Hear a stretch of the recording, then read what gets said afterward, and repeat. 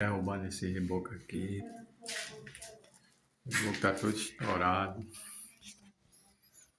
Refazendo ele agora. É isso aí, pessoal.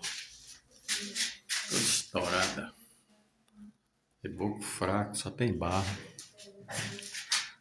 Vai ter que remover ele todinho agora para refazer novamente.